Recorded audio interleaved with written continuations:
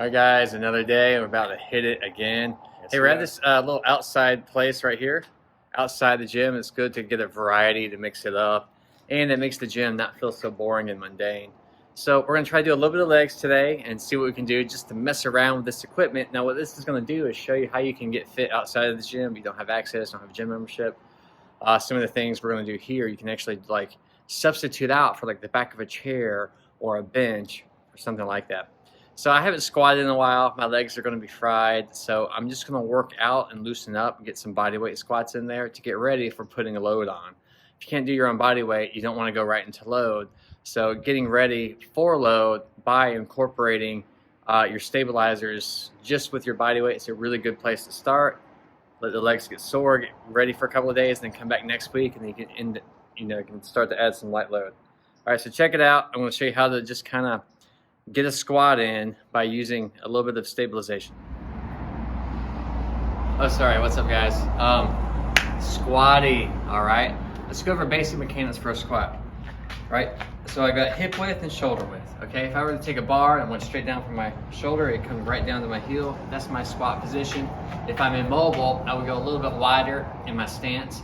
Turn my toes slightly out.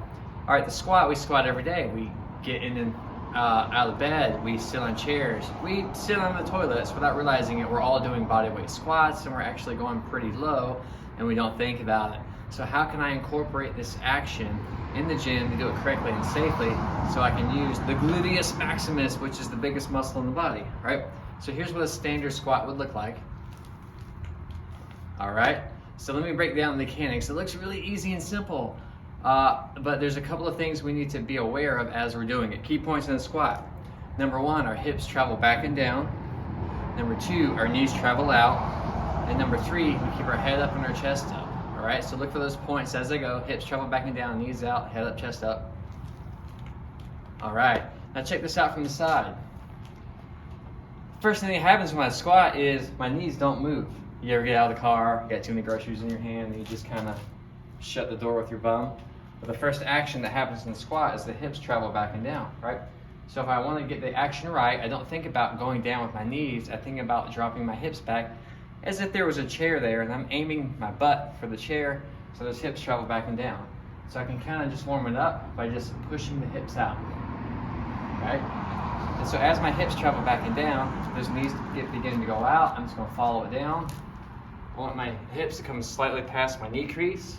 And then I'm on the way up, what I'm gonna do is drive the hips out and just drive the knees out and push the hips forward. Sometimes we think about, I gotta press the floor away. You know, getting up from a squat, it's about the hip thrust. So as I'm coming up, I'm just driving the hips forward. Full lockout, hips down, driving the hips forward. Basic mechanics for a squat. Now check this out.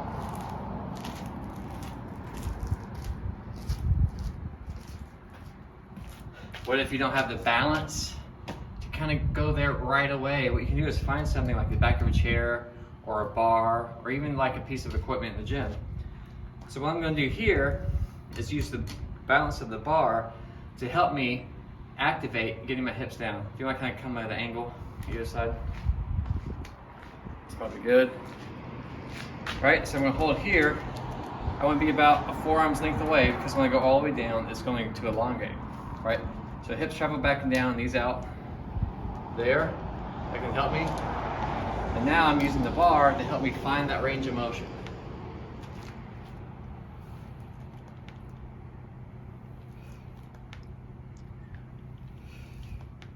And then as I get better, I can start to, okay, well, if instead of grabbing onto the bar, my hands are just here, that way in case I need to grab the bar, if I lose my balance, I can grab it. But my hands are just here, okay? All right.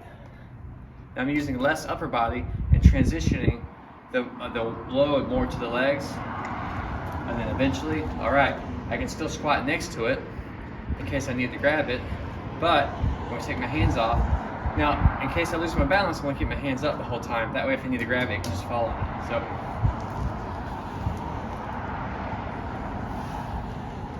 So that's a simple way to walk through a squat progression.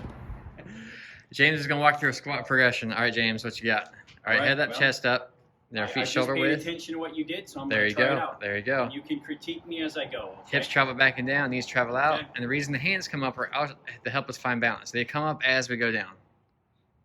There you go. You can drop them at the top. You can drop the hands at the top. They come back up. So drop the hands at the top. And then as we go down, we throw them out because it helps us find equilibrium. There you go. I was too busy watching the camera and not. Hey, I didn't explain that part. There you go. Boom. Hey, James, why don't we go a little bit deeper?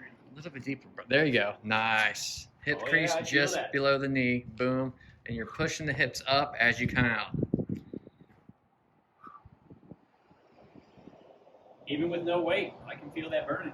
It might be that extra weight I have around my belly. But are you sure your last name Tostetler? I thought it was James Misquatton.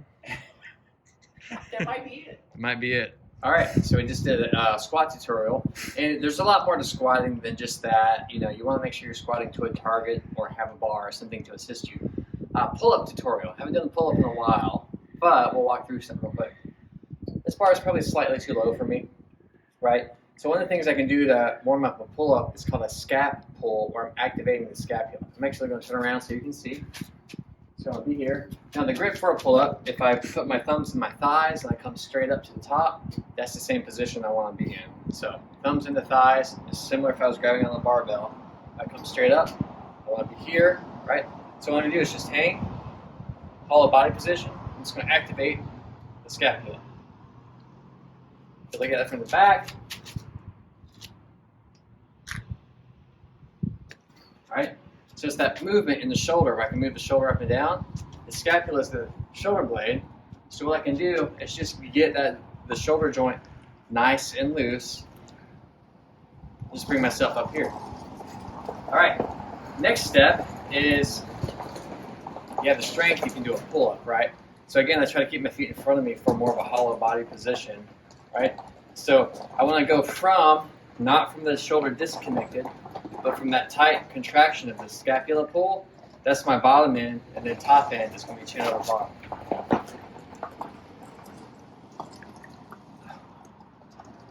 All right? If I can't come quite up, there's all different types of ways to train to be able to do a pull-up.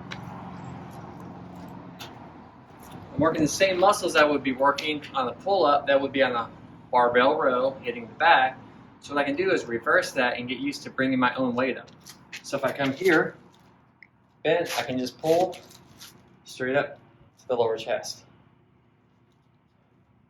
All right, I'm getting pretty good at that. I can make it a little bit harder, come under the bar more.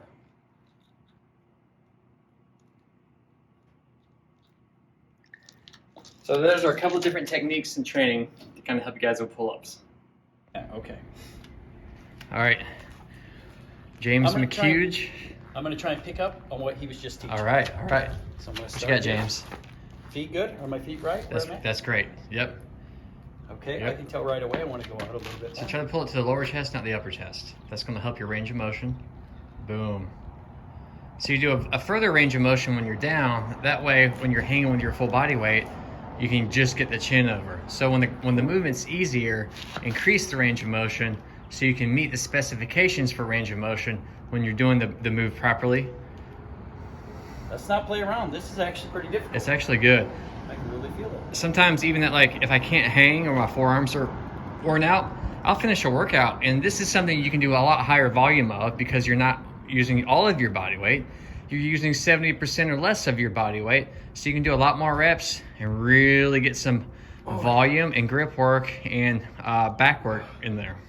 Another way to work on just being used to grabbing the barbell is, now this barbell, this bar is a little bit wider than normal. Typically I have my thumb around it for safety, especially if you're starting out, but because this bar is so wide, my thumb's behind it. But besides the scat pull and the pull up, one thing I can do is just to hang. So the basic hang would just be feet below you, and you can do something like 3 sets of 10 seconds or work up to 3 sets of 30 seconds. Another thing you can do is bring the knees up, and that's the beginning of working on an L-sit, right? So an L-sit is a gymnastics movement. You can see that I'm not very good right now. Typically the leg would be parallel, right? So an L-sit incorporates the abs. You can do it on parallettes, you can do it on parallel bars, or you can do it hanging from a bar. It's just a really good activity to get an isometric hold, to work your abs, and to get that endurance in the whole shoulder complex, the back complex, even the arms, to be able to hang on to the bar.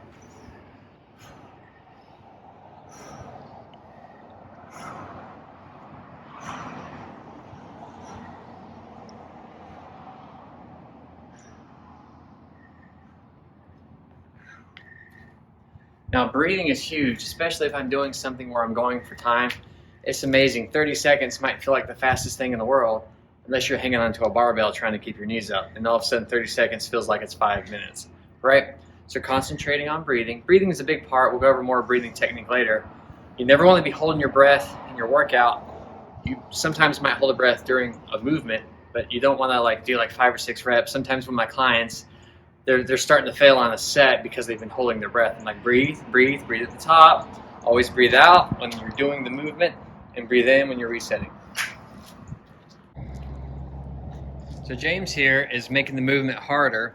He's put his feet together at the bottom because that's where my feet would want to be if I was doing an actual pull-up from the bar. And by elongating his body, he's moving the center of gravity out, and so he's putting more torque on his shoulder complex. So he's mimicking a pull-up much better by going lower under the bar and straightening out his body. All right, another pull-up progression. One of the ways you get from here to here is I can have a box to help me do the range of motion. We don't have a box out here today. We'll go over that later. Another common training tool for pull-ups is to have a band over the bar that I would put my feet in. That would help. But hey, say I don't have access to any of that stuff. What I can do is a jumping pull-up, right? This one's kind of tall, but what I can do is mimic full lockout, and then what I'll do is just jump up into the pull-up, right?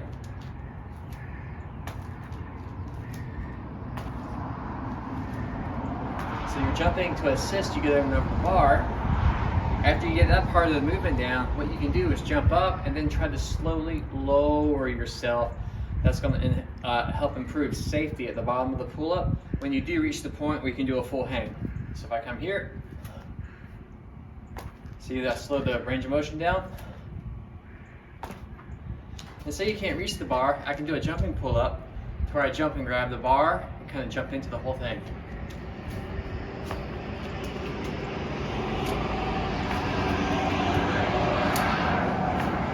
More pull-up progressions, working our way up. You're taller, so why don't you hang below and do the first progression where you kind of, instead of jumping all the way, you can hang, jump, and then negative.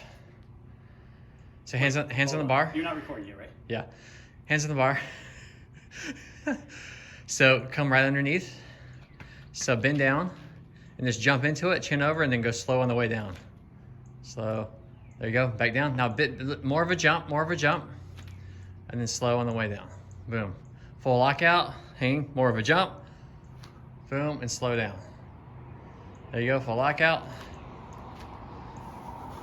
All right. He hasn't done pull-ups in a while, so instead of doing the full hang, right, we're eliminating the bottom portion where the scapula holds. That's good, James.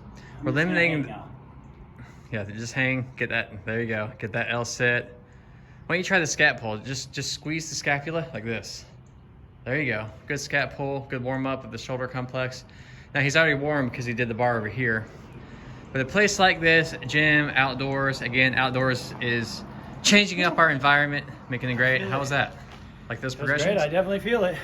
The cool thing is sometimes the progressions can be a workout in themselves, you know, and if you spend time doing the progression, then that's actually going to help the overall movement and hit the goal that you're aiming for. Thumbs up to that, buddy. Parallel bars. These aren't the greatest parallel bars. One thing to know about parallel bar dip is that the closer the grip, the easier it's going to be. The wider the grip, the harder it's going to be. This one's kind of narrow, so we'll just see where we're at. So on dips, head up, chest up, same thing. If I haven't quite done a dip yet, the progression could be I'm standing on the box doing the dip, or I have a band. And if I'm standing on the box doing the dip, if I want to take a step towards progression, I can hang one leg off the box and keep one leg on. So I'm not quite using as much lower body strength to assist. I can warm up the dip the same way by a scap shrug versus a scap pull. Right, so a dip, I come down, shoulder past elbow, full lockout. Shoulder past elbow, full lockout. Now the goal is to try to keep head up, chest up on here. If I lean forward more like I was doing just there, it's going to incorporate more of the chest. If I'm more upright, it's going to incorporate more of the tricep, but another good, great body weight movement to do in a place like this.